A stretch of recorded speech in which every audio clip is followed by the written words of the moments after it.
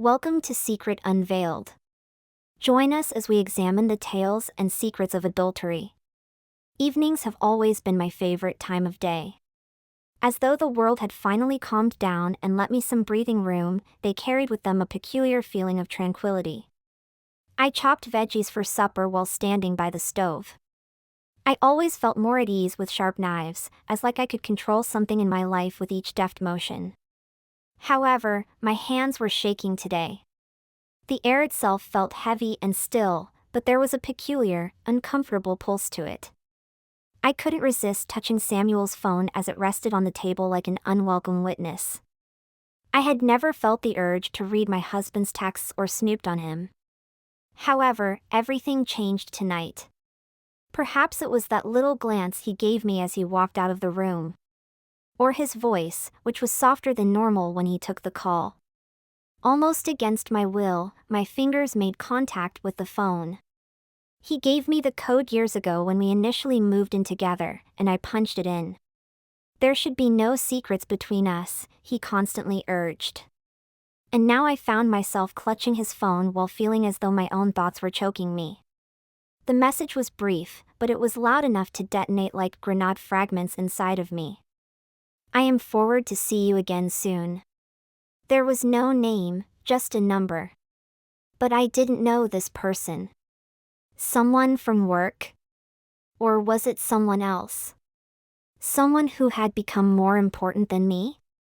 In that moment, I felt my inner world shattering. Everything that had seemed so stable was suddenly under threat. My breathing became labored, as if the air had turned too thick to inhale. I looked at the phone again, hoping the text would disappear, that it had been a mistake. But it was still there, black letters on a white background, clear and undeniable. Rebecca? Samuel's voice broke through my thoughts, making me startle. I quickly put the phone down, like a child caught misbehaving. He stood in the doorway, holding some document, looking at me. There was nothing suspicious in his eyes, just the usual tired expression of a man who had returned from work. "Are you okay?" he asked, walking closer. His hands rested familiarly on my shoulders, but I couldn't stop myself from trembling. "Yes, of course," I answered too quickly. My voice sounded so fake that it disgusted me. My head was filled with questions. Who was this person? What exactly was he hiding? Maybe I was wrong. Maybe it was all just a misunderstanding. But no matter how hard I tried to find excuses, the feeling that I was standing on the edge of a cliff only grew stronger. Everything I thought was stable in our life was beginning to crumble. I turned away from him, returning to chopping vegetables, feeling my heart pounding. The knife in my hand moved quickly, almost mechanically. Samuel stood beside me, paying no attention to my state. Maybe he didn't even notice anything had changed, or maybe he was just playing the same game, pretending everything was fine. "Is something bothering you?" he asked, watching my movements. His voice was soft, as always, but now every sound seemed suspicious to me, as if he was trying to hide something bigger. "No, everything's fine," I lied again. The words slipped through my lips so easily that for a moment, I almost believed them myself. I stood there, watching him from the corner of my eye, trying to figure out if anything had changed in his expression, in the way he moved. Had I always been so blind not to notice the cracks in our relationship? Or was everything just starting to fall apart now? "All right," he said, leaving the room, not suspecting anything strange. Or maybe he just didn't care. When the door closed behind him, I exhaled. A wave of anger rose in me like distant thunder. How could he? What did I do wrong? These questions swirled in my head, but I couldn't find answers. It felt like I was stuck between two worlds, one that was familiar and calm, and another full of doubt and fear. I leaned against the counter, staring out the window. Outside, the evening sky was slowly darkening, and I saw my reflection in the glass. It seemed foreign, as if I was looking at another woman who, despite all her resolve, was losing control of her life. I hated this woman for her weakness, for not being able to just ask Samuel outright what was going on. But what if I wasn't to hear the answer? My thoughts were tangled in a web of fear and doubt. One part of me screamed, "Ask him. Set everything straight." The other part, quieter but more persistent, whispered, "You're not ready for the truth." And honestly, I didn't know which voice to listen to. I tried to distance myself from my thoughts, to sink back into routine, dinner, cleaning, preparing for bed. But they wouldn't let me go. Samuel's phone lay on the table, a silent witness, and I couldn't ignore its presence. Every time I glanced at it, a wave of panic washed over me. That night, when I lay in bed, I listened to his even breathing beside me. It should have calmed me, but all I felt was cold. A cold that pierced me to the bone, a cold that no blanket could protect me from. And inside, in that silent cold, a new feeling was born, the uncertainty that everything could be fixed. Several days had passed, but the silence in the house had become unbearable. I had always known that Samuel could immerse himself in work, as if nothing else existed around him. But now that silence had taken on a different shade. It was thick, like autumn fog, engulfing everything. We barely spoke, but neither of us dared to break the strange quiet. It felt as though any word might shatter the fragile structure that was left of our marriage. Samuel left early in the morning and came back late at night, his days scheduled down to the last detail. But what was he doing during those long hours away from home? Who was he texting? Whom was he meeting? These questions were driving me mad. I caught myself thinking about that message every minute, the one I saw. My imagination filled in the blanks. An unfamiliar woman, secret meetings, silent glances behind my back. I tried talking to him. Several times I opened my mouth to ask that very question, but the words stuck in my throat. It was easier to pretend everything was fine, easier to hide behind familiar phrases. "How was your day?" "Fine." This had become our new way of communicating, short, empty replies that carried nothing but silence. Robert, my stepfather, had moved in with us a few weeks ago to help with the house renovations. He was a reserved, almost withdrawn man, and our relationship had always been tense, as if there was an invisible wall between us. He rarely interfered in family matters, his presence more of a background, quiet and unobtrusive. But day by day, I began to notice his gaze more often. There was something in it I hadn't seen before. He looked at me longer than usual, as if trying to decipher my thoughts, to read what I was so carefully hiding. And I could forget the questions that were tormenting me. One evening, when Samuel was once again late at work, I was left alone with Robert in the living room. We sat across from each other, in silence. The TV quietly murmured in the background, but I don't even remember what was playing on the screen. My thoughts were too scattered, too heavy to focus on anything specific. Robert sat across from me, and suddenly, I caught myself staring at him. "Is everything okay?" His voice was unexpectedly soft, almost uncharacteristically gentle. I looked at him, and couldn't find an answer right away. That simple question suddenly hit me like something unbearably heavy. I couldn't lie, but I wasn't ready to tell the truth either. So, I just nodded. "You don't look like everything's okay," he continued. And I felt his words penetrate my barriers, breaking them into tiny pieces. I tried to say something like, "Everything's fine," but it sounded so fake that I regretted it immediately. Robert didn't push me any further. He just looked at me, his gaze calm, almost comforting. And in that silence, in that brief moment, something inexplicable happened between us. Our eyes met, and suddenly, everything around us seemed to freeze. It was so unexpected and quiet. He leaned in a little closer, his movement so natural that I didn't even realize what was happening. And then, our lips touched. I pulled away sharply, my mind a whirlwind of chaos. This was wrong, but at that moment, I felt something completely new, something that had been missing from my relationship with Samuel for years.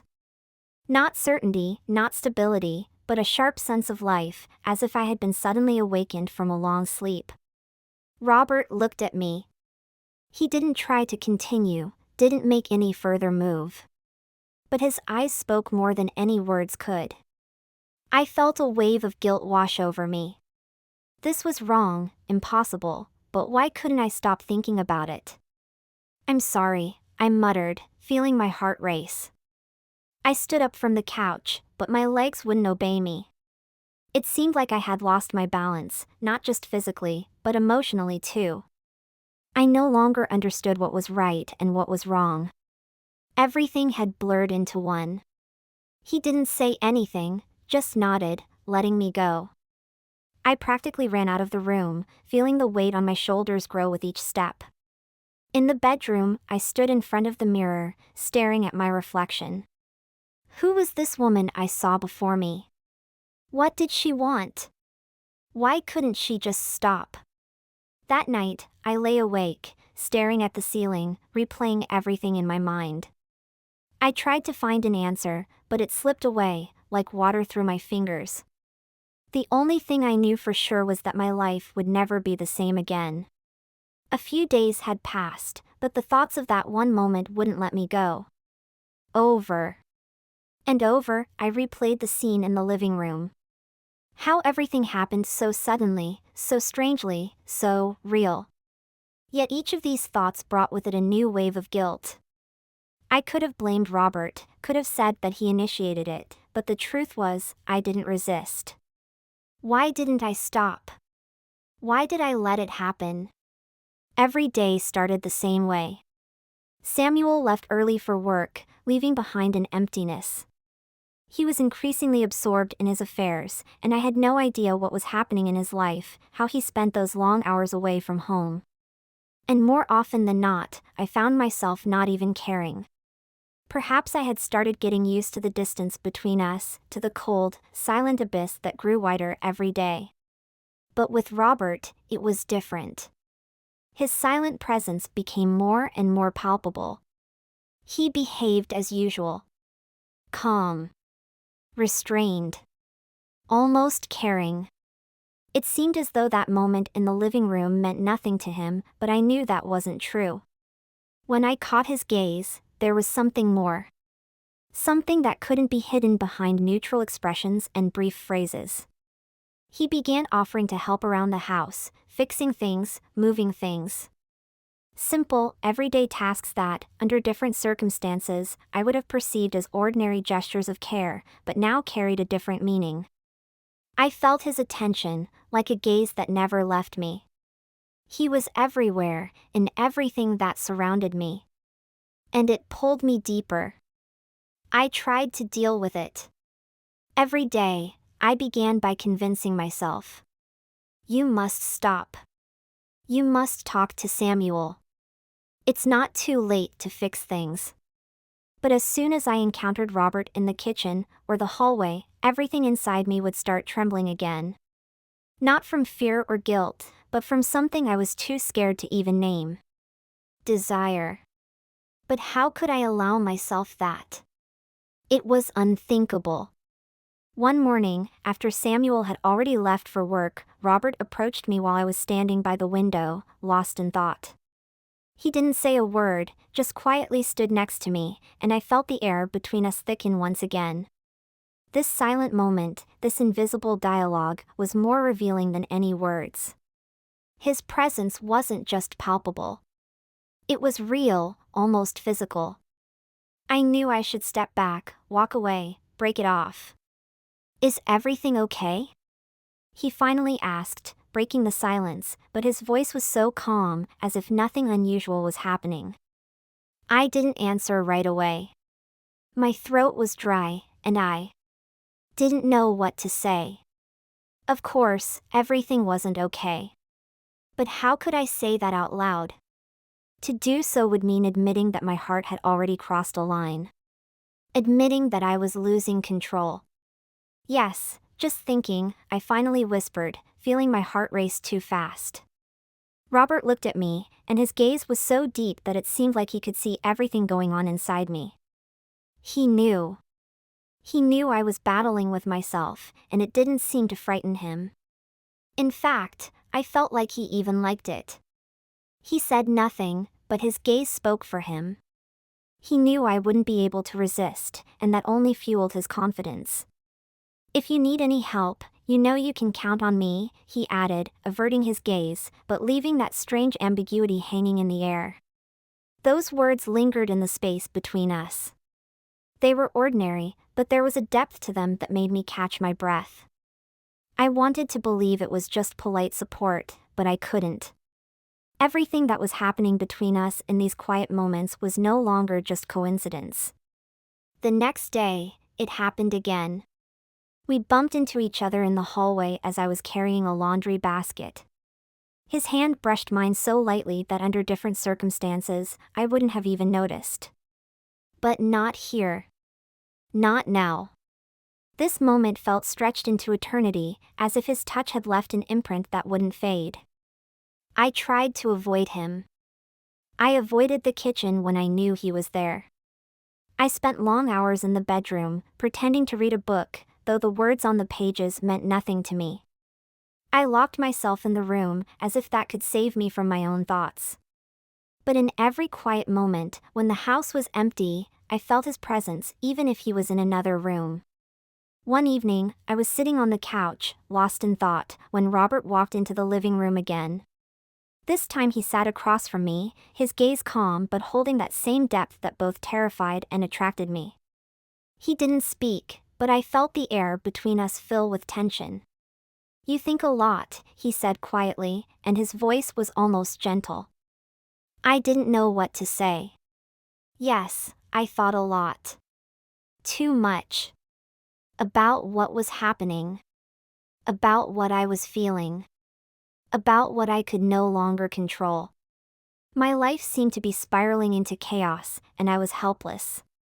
"It's not that simple," I finally said, not knowing what exactly I meant. But he nodded, as if he understood more than I did. That brief moment was like another step into the darkness. We didn't speak openly, but the silence between us was more revealing than any words. I knew it was only going to get worse, but I couldn't stop myself. I thought I could keep my distance. That I could shield myself from these feelings, from these strange moments that were becoming more frequent. But the more I tried to avoid Robert, the deeper he seemed to seep into every corner of my mind. Everything that was happening between us was subtle, almost invisible, but each time our eyes met, or his hand brushed against mine, I felt the tension, as if it were tangible. I began finding excuses to stay close to him. At first, it was just little things, helping with dinner, sitting in the living room, when Samuel stayed late at work. Robert seemed to understand this, but was in no hurry to make any obvious moves. He never spoke directly, never did anything overt, but his presence, his words. It was all like a web I couldn't avoid. He knew I was tangled in it, and it seemed like he enjoyed that. We were sitting in the kitchen that evening, when I felt that strange, hidden thrill again. Robert had made coffee, and our conversation drifted to trivial things. I talked about small, everyday matters that seemed so insignificant. Yet behind each phrase, there was something more. Every word from him carried a hint of irony, and every look he gave me was like a challenge I was afraid to accept. "You know, you have a gift for creating a sense of comfort," he said, looking at the cup in front of him. "Even when everything around you is falling apart, you stay calm. It's admirable." I laughed, though inside, everything tensed up again. He knew perfectly well that I wasn't calm. I was torn between my emotions, my feelings, my guilt. He saw it, and his words felt like a test of my resilience, as if he were gauging how far I was willing to go. "Comfort, you say?" I responded, trying to keep the conversation light. "I'm not sure comfort is really my strong suit." "And what is?" he asked. His voice calm, almost playful, but there was a flicker in his eyes that made my heart race. The question made me pause, but not in the context of our conversation. What was my strong suit now? I no longer knew the answer to that question. Everything that had once seemed clear to me had vanished. I was lost in a fog, wandering through my own thoughts. I don't know, I answered honestly. My hands gripped the cup, and I tried not to meet his gaze, not to let my thoughts spill out. You don't know? He leaned in slightly, his voice lower. I think you're much stronger than you realize. His words crept into me like a cold draft through an open window. I felt exposed, as if he could see straight through me. He had always been there in the moments when I was most vulnerable, in moments when I needed support, a conversation. And now, despite the internal struggle, I understood that he wasn't just creating comfort, but a sense of security I had long lost with Samuel. Maybe, I whispered, feeling that strange sensation flare up inside me again, fear and attraction mingled into one. You know, he said after a pause, sometimes it's easier not to have all the answers, maybe. You don't need to. I looked at him and realized that those words weren't just part of the conversation. They were a key to what was happening between us. He was talking about our silence, about the things left unsaid that filled the space between us. Maybe I didn't need to know everything, maybe I just needed to let myself go with the flow, without asking too many questions. But what was this flow, and where would it take us? All evening, I caught myself unable to look away from Robert. Even when I turned away, trying to focus on something else, he was still there. Not physically, his presence was more emotional, almost mental, as if there was an invisible thread between us, stretched so tight, I could no longer ignore it. Our conversations became more playful, as if we were both testing the limits of what was allowed. Robert wasn't straightforward, his words were subtle, with a hint of irony that made me smile despite the inner turmoil. There was something teasing in his words, as if we were playing a dangerous game, knowing full well it could lead to something more. One evening, when Samuel was at work, I stayed late in the living room. Inside, everything churned, as if I were standing on the edge of something unknown. Robert came into the room, sat across from me, and I suddenly realized that our silence had become even more charged. We didn't say a word, but in that silence, there was something deep. You know, nothing happens by accident, he said quietly, and I felt his words seep into me like water filling an empty vessel. I couldn't respond. Inside, everything boiled, fear, desire, guilt. I knew that moment was approaching, the moment when everything would change. But I didn't know if I was ready to face it. We sat across from each other, and every glance felt like a step toward the abyss, one I couldn't help but peer into. The morning started as usual. Samuel was already up, quietly getting ready for work. I stood by the stove, stirring the scrambled eggs, trying not to focus on his silence. But today, something was different. In his movements, in every glance, there was hidden tension, a heaviness he couldn't shake off. I could feel it, like cold air in the room that couldn't be warmed. He hadn't said a word, and this silence was killing me, slowly but surely. When he came closer to grab his coffee cup, I suddenly caught his gaze. It was quick, almost fleeting, but there was something unsettling in it, as if he wanted to say something important, but couldn't. A second later, his face returned to its usual calm. I knew that look. There was something he didn't want to voice. And this silence, this wall that had grown between us over the past few weeks, was only getting thicker. Will you be home late today? I asked, though I knew I wouldn't get a real answer. Maybe, he replied shortly, not lifting his eyes from his cup. The conversation was empty, just like everything we talked about now. No emotions, no explanations. I tried to remember when our conversations weren't so strained, but my memory betrayed me, refusing to recall anything vivid. Our relationship seemed as fragile as thin ice underfoot. I was afraid to take another step, fearing it would break everything completely, yet at the same time, I felt it might already be too late. When he finally left, the house felt empty, though that emptiness had been with me for a long time. I stood by the window, watching his car disappear around the corner, unable to shake the feeling that our marriage was now just a formality. We were both locked in our own worlds, each closed off from the other. But the world I was slipping into, more and more often, had nothing to do with Samuel. It was a world where Robert was taking up more and more space. Every moment spent with him was tearing me apart. The memory of the kiss wouldn't leave me alone, haunting me like shadows I couldn't shake off. I tried convincing myself it was a mistake, an accident that would never happen again, but with each passing day, the thought of that moment made me freeze in anticipation of something more. By noon, Robert came into the kitchen. His steps were quiet, but I felt his presence immediately. He looked at me, and there was no hint of shame or hesitation in his eyes. It was as if he knew I was struggling inside, but he didn't care. Or maybe he did, but in his own way. "What's wrong?" he asked, looking at me across the table. "Nothing," I replied. But in my head, everything was screaming. Everything. He looked at me with a slight smile, as if he knew my words meant nothing. He came closer, stopped beside me, and I felt the tension between us again. It was like an invisible line we had already crossed, but didn't dare acknowledge. "Let's go somewhere," he suggested. "Let's spend the day away from all this. Just a trip. You can clear your head."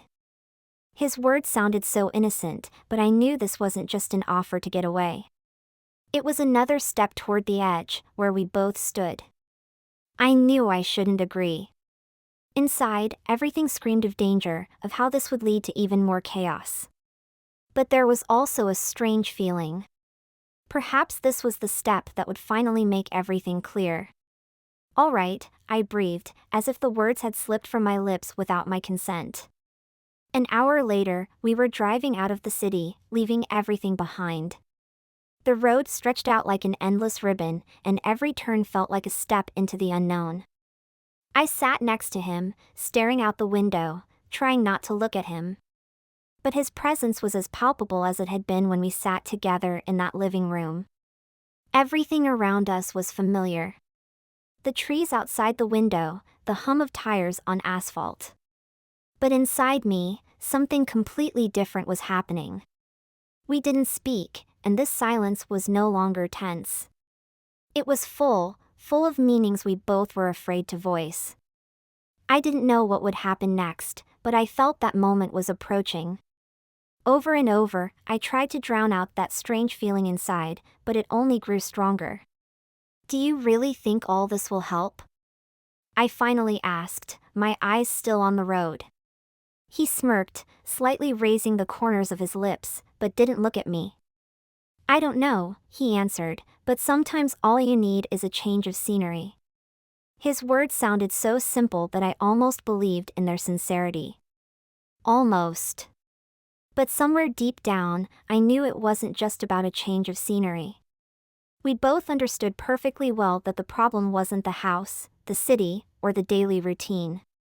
We were heading somewhere where the answers wouldn't be waiting for us on the surface. We were heading to a place where the line between right and wrong was becoming thinner. The day promised to be long, and I had no idea how it would end. The road stretched endlessly, like a thread whose end could never be found. The soft hum of the engine and the rustling trees outside the window created a strange illusion of calm. But inside me, a real storm was raging. Robert drove confidently, his face remained calm, but I knew. He felt the same as I did. The tension between us was growing more tangible, as if every second was bringing us closer to the moment when everything would become irreversible. We drove in silence, but it wasn't awkward. It was saturated. It spoke for us. It seemed that words had lost their meaning, giving way to something bigger, something that lay beyond verbal expression. I stared out the window, trying to focus on the passing landscapes, but my thoughts kept returning to Robert. His presence, his silence, it was driving me insane. When we finally stopped by the lake, I stepped out of the car, inhaling the cool autumn air. The lake was quiet, still, like a mirror reflecting the gray sky. Robert and I walked closer to the water, and I felt how, in this empty, almost soundless place, all my internal fears sharpened to the limit. We sat on the grass right by the water's edge. The lake was so calm, it seemed as if time had frozen. I could hear only my own breathing, and felt the tension between us pulsating like a living creature, ready to break free at any moment. Robert sat next to me in silence, but I knew his thoughts were about me. "It's beautiful here," I said, breaking the silence, but my voice sounded hollow, as if those weren't my own words. "Yes," he answered quietly. His voice was steady, but I could feel he was hiding more.